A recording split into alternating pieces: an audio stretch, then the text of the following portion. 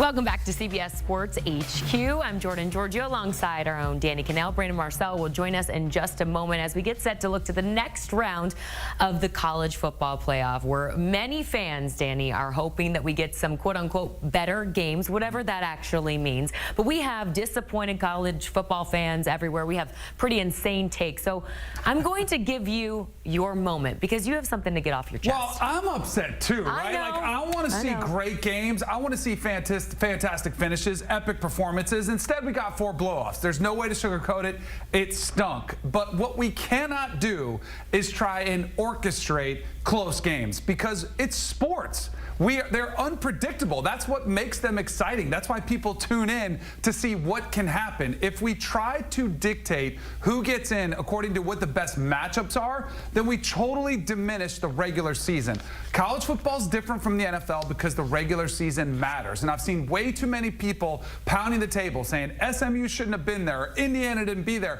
Their strength of schedule wasn't hard enough. Those teams were good football teams who earned their way into the playoff. The best part about the playoffs that we have set up now is that it's weeding out some of these mismatches early. That's what playoffs are supposed to do. And there's going to be another weeding out process in the quarterfinals. There might even be a couple of blowouts. But you know what we saw, Jordan, in the 14 playoff? A lot of blowouts.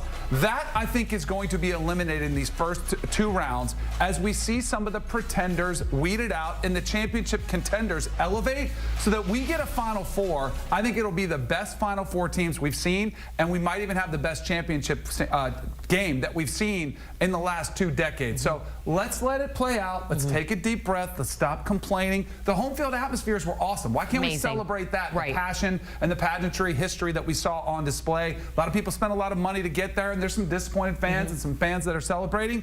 Let's celebrate the good things we saw as opposed to hammering the table, complaining, and tweeting. Some coaches are out there tweeting during games. Let's just tone that down a little bit and enjoy what we watch. Let's do it. Yes, exactly. It'll I get love better. it. Preach it to the choir. All right, it'll get better. That's good to know. All right, so before we bring in our own Brandon Marcello, he has released his latest power rankings of the remaining 8 teams in the college football playoff. He does have Oregon in that top spot, followed by Ohio State and Georgia, who's ahead of Notre Dame ahead of Texas. So let's go ahead and bring Brandon into the program now. Brandon, it is great to see you. I'll let you have the first word here and just break down your thought process ranking all these teams, but please begin with Oregon in that top spot. Well, Oregon's undefeated. They're the best team in the country. They own 3 wins against teams in the college football playoff. They've proven themselves. They're worthy of the #1 spot. But they also have the most difficult road in the college football playoff, as you see with Ohio State at #2 in my power rankings this week. I really bumped them up highly in my rankings this week. I'm much more reactionary now in the college football playoff with these teams. Ohio State showing us exactly what we thought they were going to be this season and what they have been at times this year.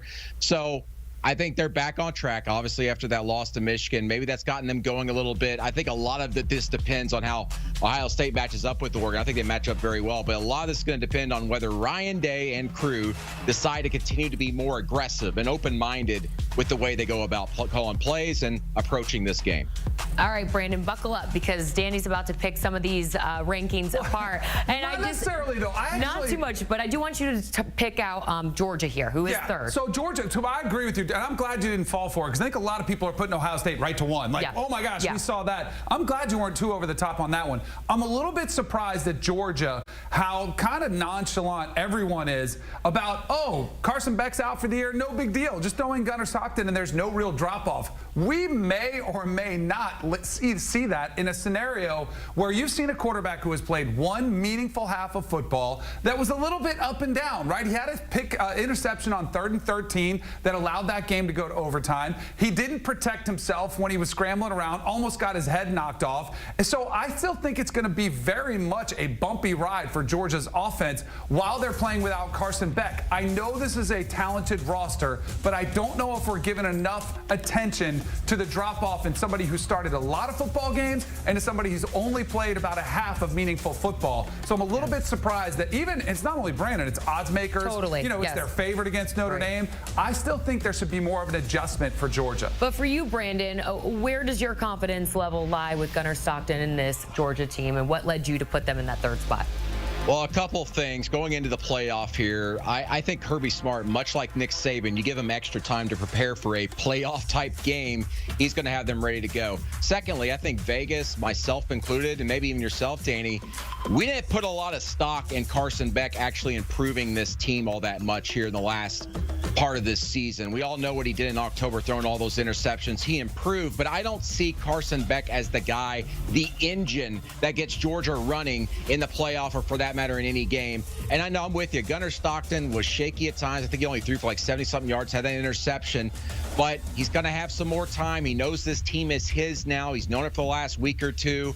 I don't think that the quarterback position and the way it's played for Georgia this year is going to quote unquote dictate whether they can win a national championship, and for that matter, whether they should be considered to be maybe a top 3 or top 4 team. So right now, I'm holding them up still in pretty high esteem.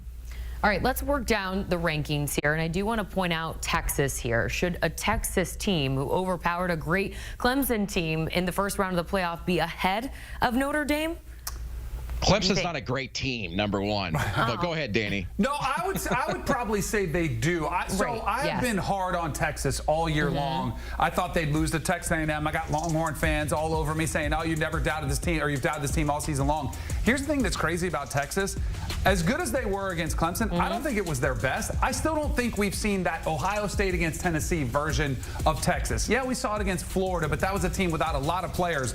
Against their best opponents, they haven't risen their level of play. They did to a certain point. I still think they have another level they can take a step above, where if they want to go against the likes of Oregon, Ohio State, which they're going to have to do, I still think they have another gear they can get to. So I like them. The talent is there. The roster is there. I think this Arizona State matchup is very interesting to see how they stack up against a team that might be kind of similar to Clemson. They should be able to run the ball on them. They should be able to control them defensively, but I still want to see them notch it up a gear. And hey, it's all about peaking at the right time. So Texas, just maybe they're saving a little bit in the tank for when they need it the most. But that's the thing that I think is scary about Texas. They still really haven't shown off their full capabilities.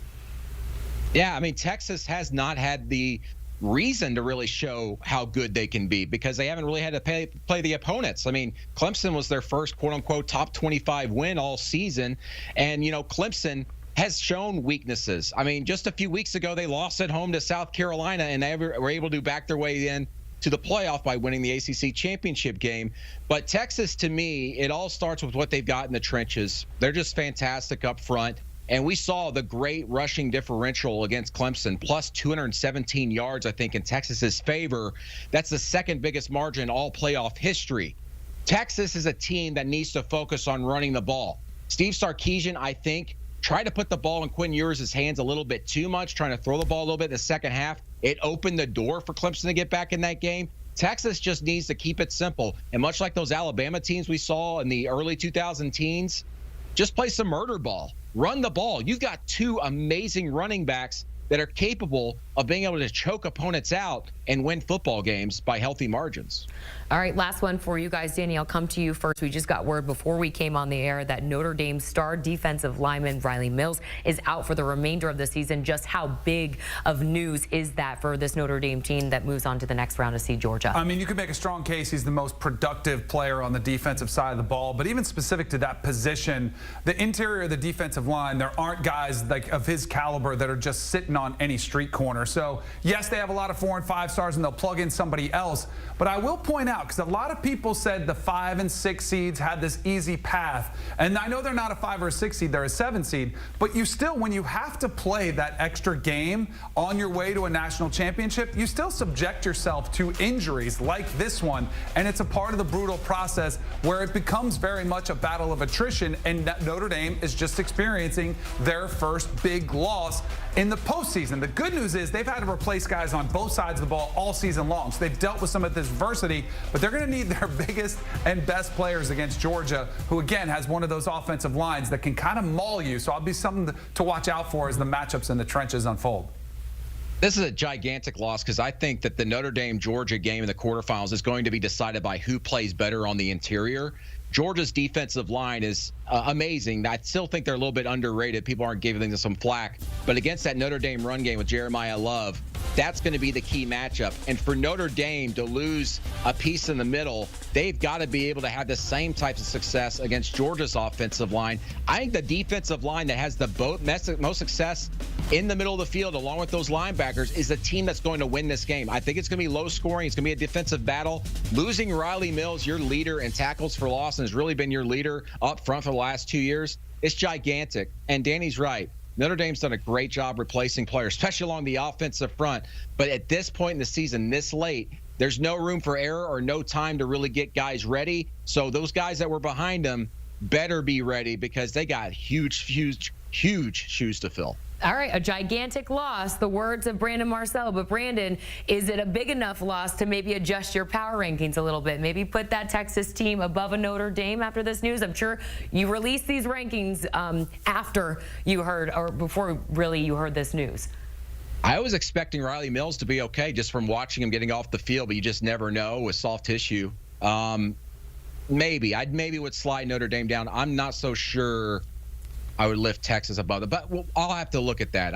I'm not sure. Jordan, I still love Notre Dame. Tomorrow. I know. Let him go enjoy I'm making his him holiday, work. you know? I'm sorry. Hey, we'll take a maybe from you, Brandon Marcello. Thanks so much for joining us, Danny. Appreciate you as always. You could get more college football playoff talk from Danny Chip and the was guys. heated today. What, I bet he brought was. the energy. Hey, he has something to say always. You can download and subscribe to the Cover 3 podcast wherever you get your podcasts.